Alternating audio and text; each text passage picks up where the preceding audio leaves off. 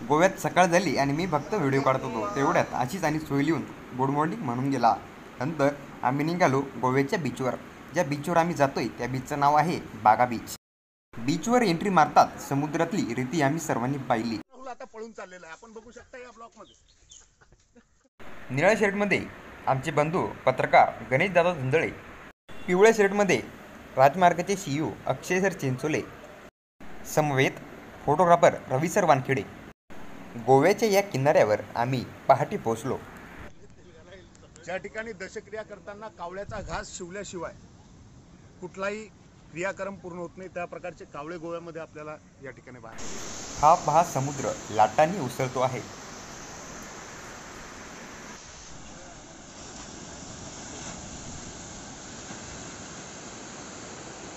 या ओसळत्या लाटा पाहून मी सुद्धा या समुद्राचा आनंद घेतला आणि पोहोचलो समुद्राच्या किनाऱ्यावर.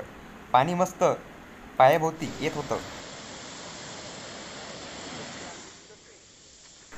या समुद्रांच्या लाटाचा आनंद घेऊन आम्ही निघतोय बागा बीच सोडून कलिंगड या बीचवरती.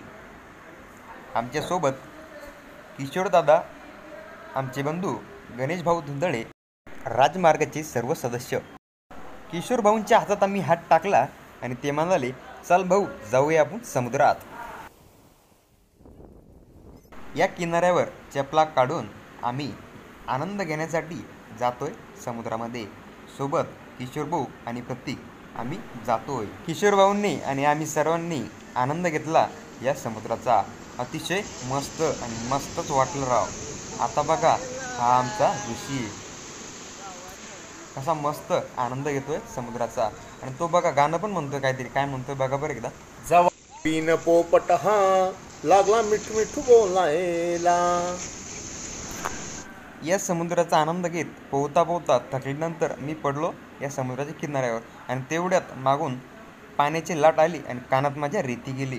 मला तर एकदम कसतरी. तेवढ्यात आले किशोर भाऊ आणि म्हणाले, मला या किनाऱ्यावर नाव काढायचं आहे. काय काढतात काय माहिती भाऊ. KISS तर काढलंय आणि O पण काढलंय आणि काय काढताय R. मग परत सेल्फी कॅमेरा लावून मी मटकत काढला समुद्राच्या किनाऱ्यावरचा एक व्हिडिओ. समोरचा कॅमेऱ्याचा व्हिडिओ काढणं झाल्यानंतर मी थोडा कॅमेरा फिरवला आणि मागे बघतो तर काय तिघंजण ऋषीला रेतीमध्ये पुरून टाकताय. का दाबताय काय मी तो पण असतोय मस्त मस्त. मी हळूच त्याच्या समोर गेलो आणि त्याच्या गळ्यावर हात टाकला. तो पण हसू राहिला. म्हणजे अजून रेती टाका, अजून रेती टाका.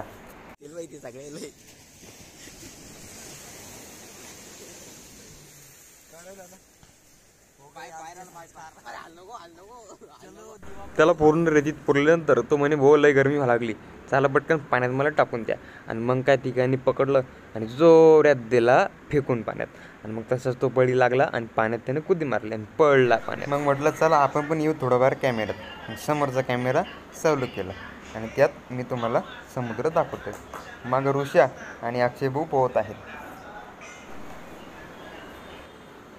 इथं आम्ही सर्वजण पोहून दमल्यानंतर चला म्हटलं समोर जाऊन आणखी काहीतरी पाहूया. नंतर आम्ही सर्वजण निघालो समोर. आणि मग सर्व झाल्यानंतर आम्ही चौघजण चाललोय जेवायला. हॉटेलला आलो आणि सर्वांनी घेतली फक्त मॅगी आणि सर्वांनी मिळून खाल्ली मॅगी. आणि मग हे दोघंजण म्हणत होते फोटो काढायचे आणि माझे कॅमेऱ्यामधनं या दोघांचे मी फोटो काढले. आणि त्यानंतर समोरचा कॅमेरा चालू केला आणि सर्वांनी हातवर केले. आणि आमचा ऋषी बाबा कसा नाचतोय हे बघा. गोव्याचा निसर्गरम्य वातावरण. नेहमीप्रमाणे पर्यटकांची रेलचंद या ठिकाणी चालूच असते. मग मस्तपैकी रूमवर येऊन आराम केला. मेकअप करता आहे आमचे किशोर भाऊ भालेराव, त्यांच्या मागे आहे ब्लॉग करणारे आमचे महेश मस्के पाटील, त्यांच्या मागे प्रतीक जुमडे. कसा करता आहेत मेकअप हे पाहताना आलो आम्ही फिरायला. चड्डीवर करतायत आमचे फोटोग्राफर रवी सर वानखेडे.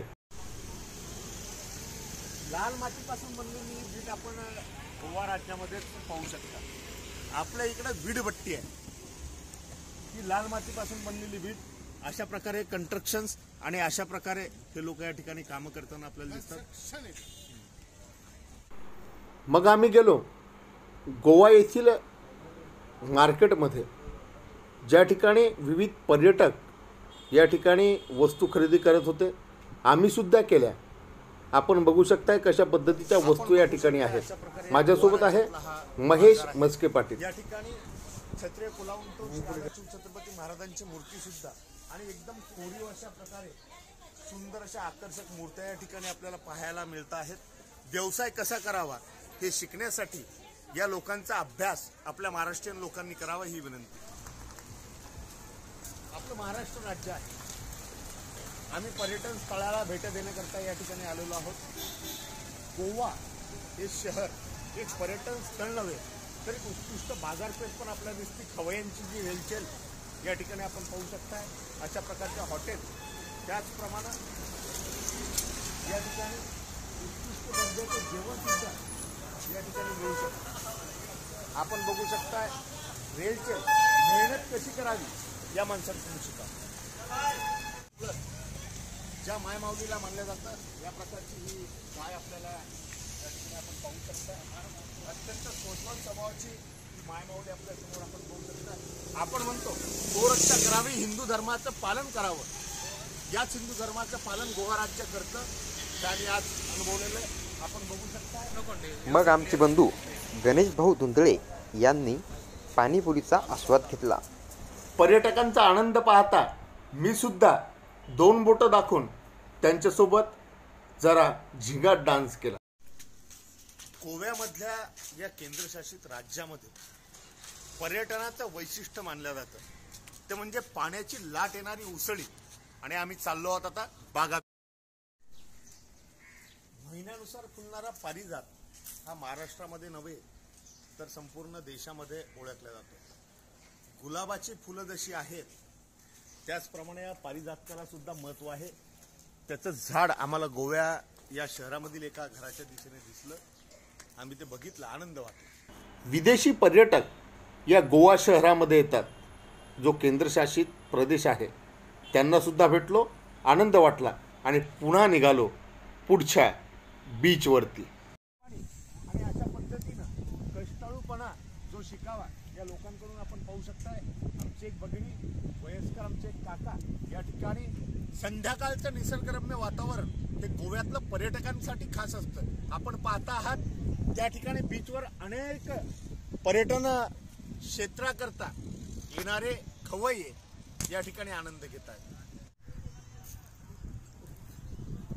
पर्यटनाचं माहेरघर म्हणून गोवा राज्य ओळखलं जातं. देश विदेशातून या ठिकाणी पर्यटक येत असतात. आपण पाहता आहात या ठिकाणी निसर्गाचा आनंद घेत हे पर्यटक आपल्या आयुष्याची मजा लुटत आहेत. आमचा आजचा दिवस अशा प्रकारे गेला, तुम्ही पाहू शकता आहात. भेटूया पुढील ब्लॉकमध्ये, तेही आनंददायीमध्ये.